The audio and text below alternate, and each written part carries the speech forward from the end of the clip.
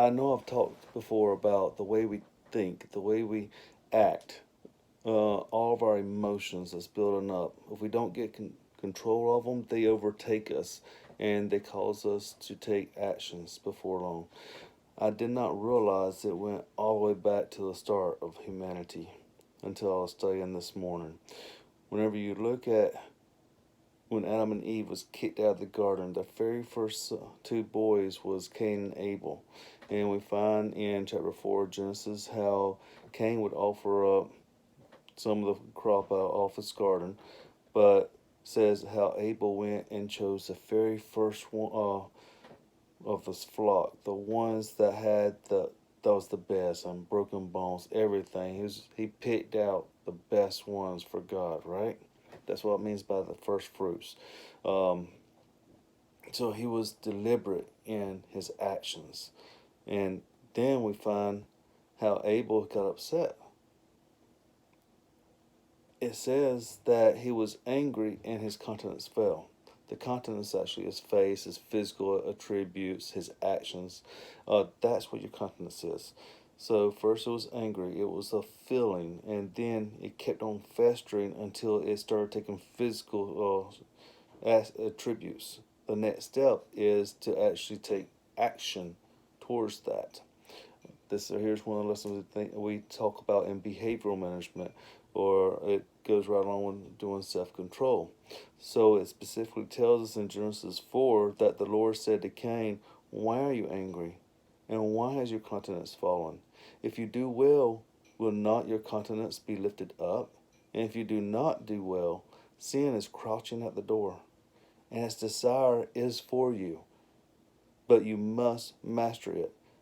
Here's God talking to the very first two children born in this world about self-control. And then what I didn't catch before was Cain told Abel, his brother. He went and talked to him about this. Some translations it says talk to him, but come on, they're brothers. They would have already talked. For it to be put in this contents right here, it means that he was actually talking to him about what God had told him. So he knew he was already angry and he was dealing with this. But he kept on pushing it and contemplating on the negative.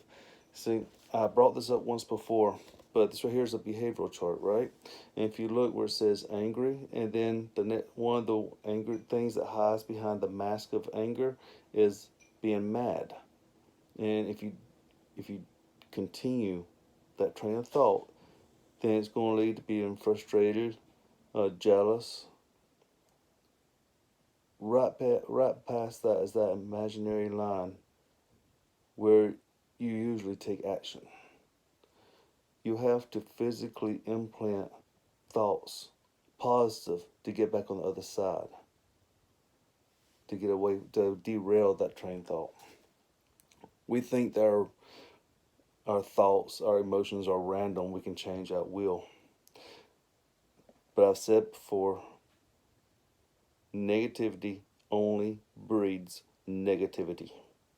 If there is a conversation that you're involved, whether it is the conversation in your own head or a conversation in a group or a church or a meeting, whatever it may be, if it is negativity, being piled on negativity, looking at only what's bad, it will continue to get negative.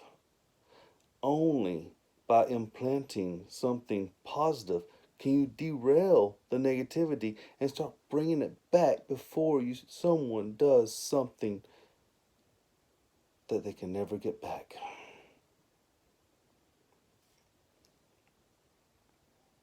After he went and told Cain here, after Cain went and told Abel, his brother, shortly after that he rose up and killed him, his own brother, because he refused to look for anything good.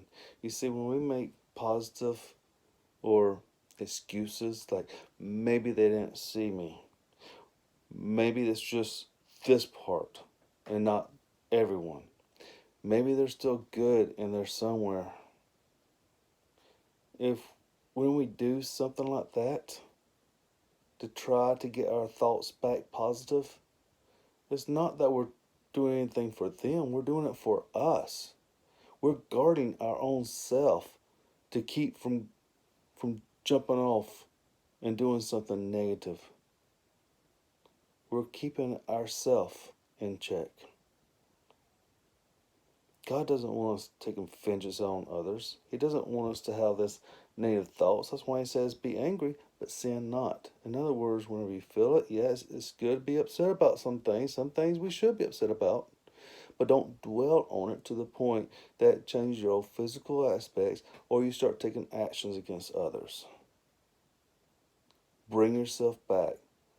That is the only way you can show other people grace, only way you can show other people love, only way you can show them God's attributes that He has put in the ones that believe in Him. This isn't something the world has. It's something that Christians should have if they're a Christian. But it's not of us. It is nothing that we have in ourselves. It only comes from God. That's why we're supposed to be the light of this world. To show them grace, to show them kindness, to show them that we can have self-control. So I know sometimes it's hard. And it hurts a lot of times. But by giving it to God and letting Him change people, let Him change the situations, let Him have the vengeance and not us, we can truly be His children and not the children of the world. This world is not our home. This world will fade away. This world is getting ready for the one that created it to come back and settle it. We just need to choose if we're going to have self-control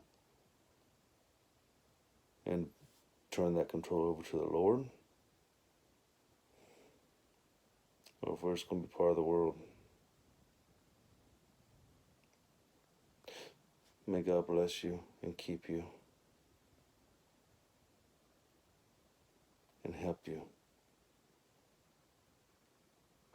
In God's name.